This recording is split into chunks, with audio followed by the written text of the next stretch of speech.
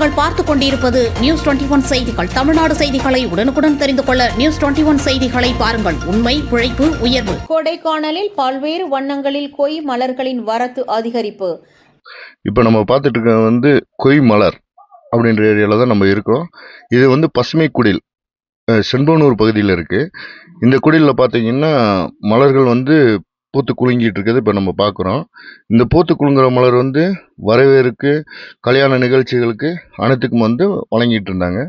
நாளைக்கு பிப்ரவரி 14 முக்கியமான நாள், உலகமே கொண்டாடக்கூடிய காதலர் தினத்துக்கு அறுவடை தயாராகிட்டு இருக்கு. இந்த மலர் பார்த்தீங்கன்னா பச்சை கலர், மஞ்சள் கலர், வெள்ளை கலர், ப்ளூ கலர், இந்த மாதிரி கலரில் பூத்து குலுங்கிட்டு இருக்கு.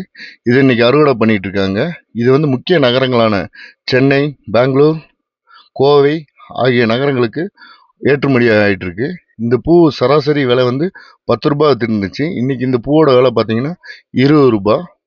முறையான பந்தல் அமைத்து விவசாயிகள் கொய் மலர்களை விவசாயம் செய்து வருகிறார்கள். கொடைக்கானலில் சுற்றி கொய் மலர்களை விவசாயம் செய்யும் விவசாயிகளுக்கு நல்ல வருமானம் தருகிறது.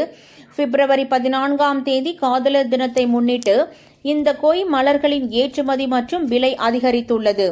இந்த விலை அதிகரிப்பினால் கொய் மலர்களின் விவசாயம் செய்த விவசாயிகள் மகிழ்ச்சி அடைந்துள்ளனர். நியூஸ் 21 செய்திகளுக்காக கூல் சுரேஷ்.